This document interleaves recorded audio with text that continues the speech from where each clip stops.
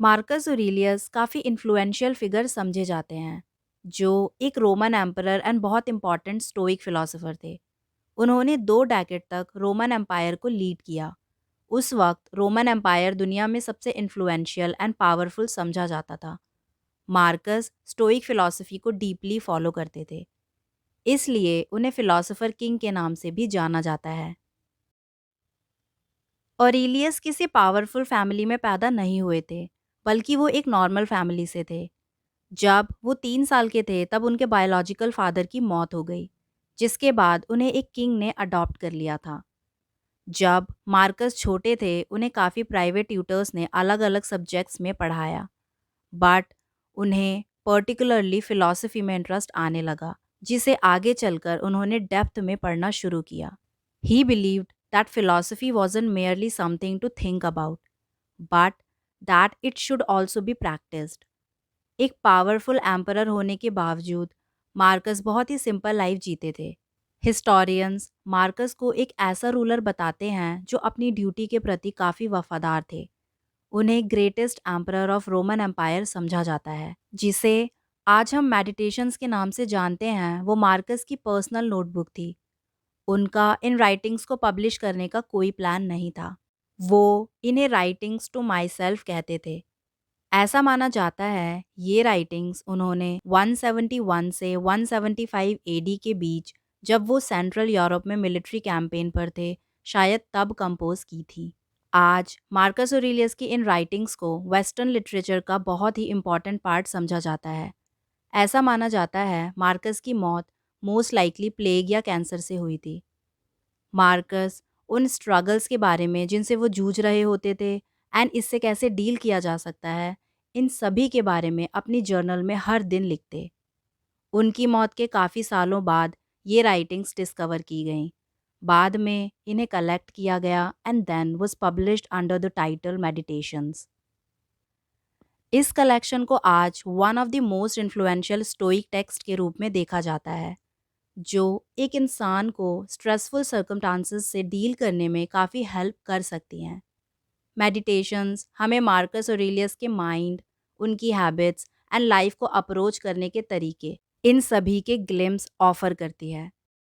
Life में ना जाने कैसी सर्कमस्टांसेस हो या वो कितने ही बिजी हों, नो मैटर व्हाट, मार्कस हर दिन जर्नलिंग करते थे।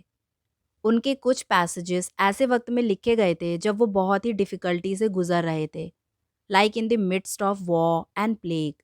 It was through these essays that he shared his thoughts on how to balance the conflict of real life with the values of philosophy.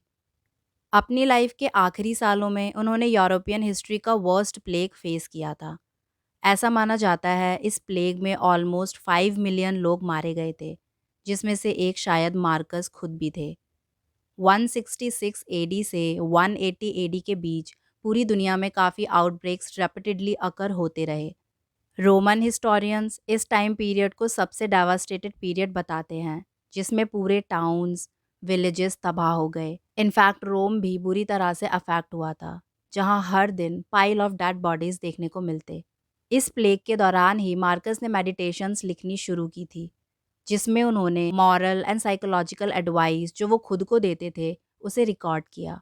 Pen, illness, anxiety and loss के साथ cope करने के लिए Marcus stoic philosophy frequently apply करते थे। अपनी writings के ज़रिए मार्कस ने डिफ़िकल्ट टाइम्स में डील करने के लिए मेंटल रेजिलियंस डेवलप की। वो मानते थे ट्रू गुड हमारे खुद के एक्शंस एंड कैरेक्टर में लाई करता है। वो खुद को फ्रीक्वेंटली याद दिलाते कि क्या हमारे कंट्रोल में है और क्या नहीं, जिसे मॉडर्न स्टोइक्स कहते हैं द डाइकोटमी ऑफ कंट्रोल। काफ़ी लोग इसे स्ट्रेस रिड्यूस करने के लिए हेल्पफुल मानते हैं। वेल लाइफ में जो भी होता है वो हमारे डायरेक्ट कंट्रोल में नहीं होता, बट थॉट्स एंड एक्शंस पूरी तरह से हमारे कंट्रोल में होते हैं।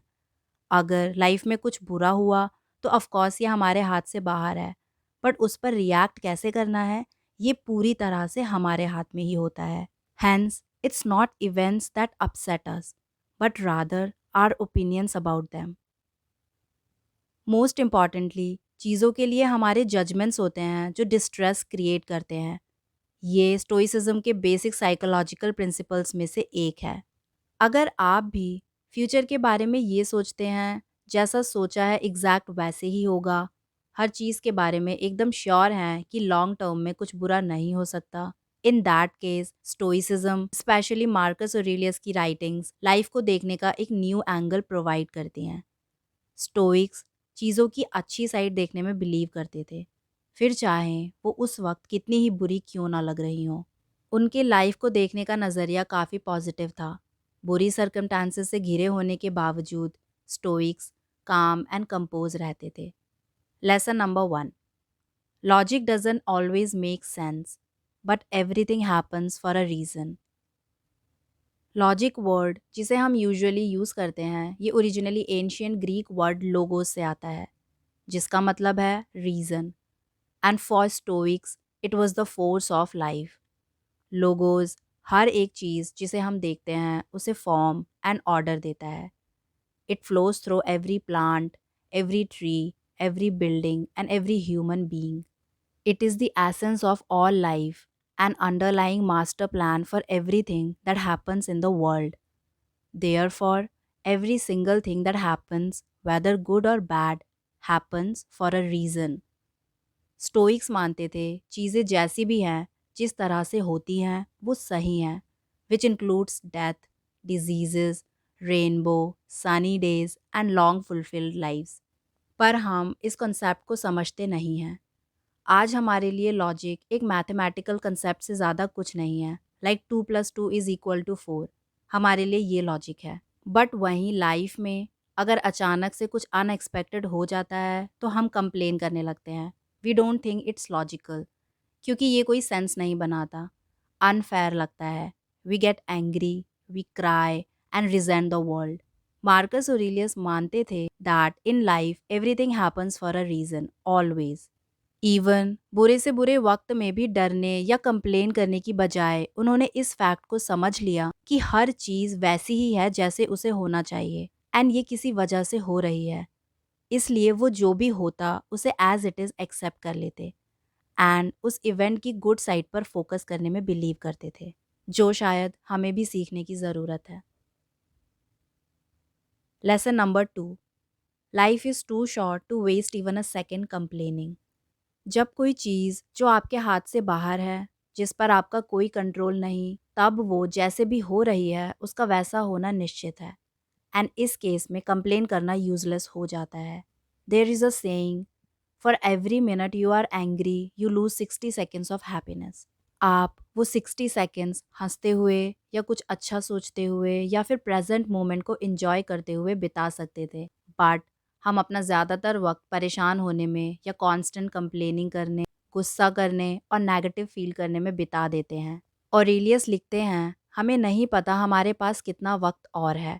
आपका शायद कल अचानक से एक्सीडेंट हो जाए या फिर सुबह आपकी आँख ही ना खुले एंड कल का दिन देख ही ना पाएँ। तो आज अभी जो वक्त है उसे क्यों वेस्ट करना?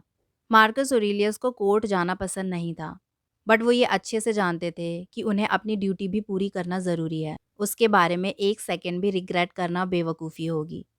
इसलिए वो चीज़ों को ग्रैंड स्कीम में देखते थे एंड उन्हें ट्रस्ट था कि logos had a plan for him.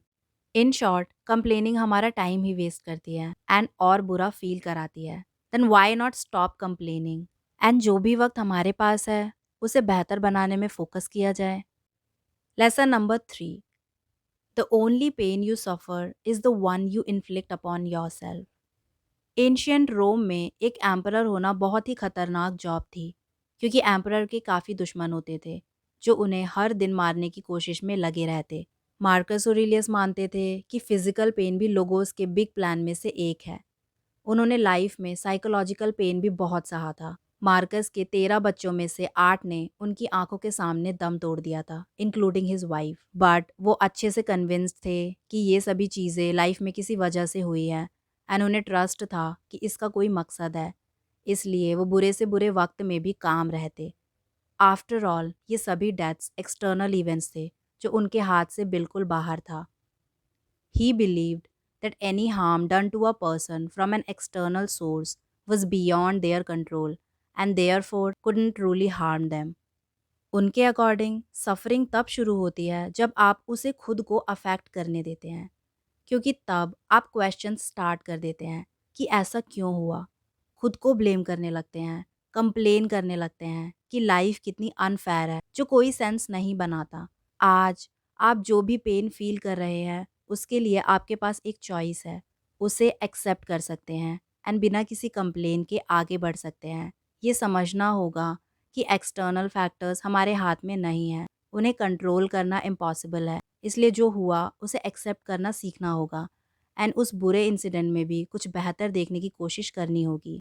Because again everything happens for a reason, so don't make yourself suffer.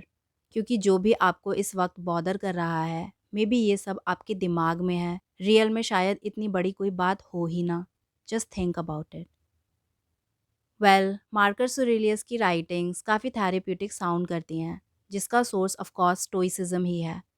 CBT, जिसे आज कॉग्निटिव बिहेवियरल थेरेपी के नाम से जानते हैं, स्टोइसिज्म के आइडियाज़ पर ही बेस्ड है, जो साइकोथेरेपी की लीडिंग बेस्ड फॉर्म है। सीबीटी के inventor Albert Ellis and Aaron T Beck अपनी इस अप्रोच के लिए स्टोइसिज्म को as a philosophical inspiration describe करते हैं। ये इवेंट्स नहीं होते जो हमारे अंदर डर पैदा करते हैं, बल्कि हमारे उनके बारे में ओपिनियंस हैं जो डर क्रिएट करते हैं।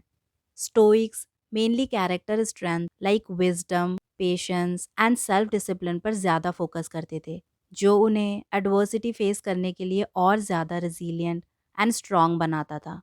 Fear does us more harm than the things of which we are afraid.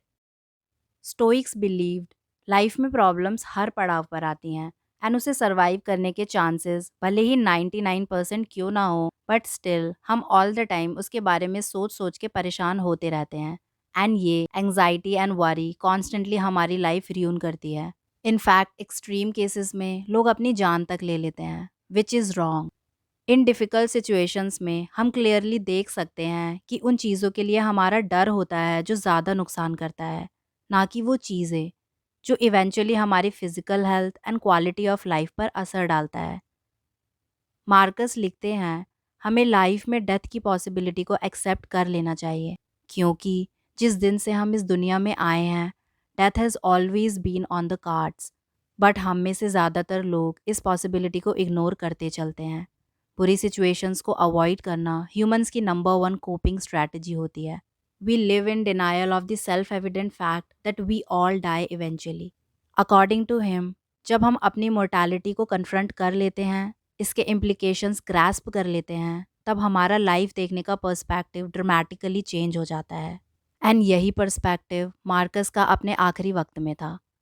Historians के अकॉर्डिंग, जब मार्कस अपने डेथ बेड पर थे, उनके लव्ड वंस एंड आसपास के सभी लोग रो रहे थे, तब मार्कस ने उनसे कामली पूछा कि वो लोग क्यों रो रहे हैं, क्योंकि सिकनेस एंड डेथ दोनों ही लाइफ का एक इम्पॉर्टेंट पार्ट है एंड उसे एक्सेप्ट कर लेना चाहिए। ये इनएविटेबल है, जो होना ही होना है। वो मेडिटेशंस में डेथ का जिक्र बार बार करते हैं। मार्कस ऑरेलियस ने स्टोइसिज्म में अपनी सालों की ट्रेनिंग के बाद डेथ को कामली फेस करना सीख लिया था and he died peacefully. Marcus Aurelius के लाइफ को देखने के इस यूनिक पर्सपेक्टिव की वजह से ही शायद उन्हें फिलोसोफर किंग कहा जाता है। मार्कस ऑफ कोर्स हमें काफ़ी हेल्पफुल स्टोइक लेसन्स प्रोवाइड करते हैं, जिन्हें यूज़ करके डिफ़िकल्ट सिचुएशन से इजीली डील किया जा सकता है। Well, this is the end. आपके मार्कस ऑरेलियस की फ़िलॉसफ़ी के बारे में क्या व्यूज़ हैं, हमें कमेंट सेक्शन में बता सकते हैं। वीडियो को लाइक एंड शेयर ज़रूर करें एंड फ्यूचर में आने वाली वीडियोज़ के साथ अपडेट रहने के लिए चैनल सब्सक्राइब करना ना भूलें। Thank you so much for watching.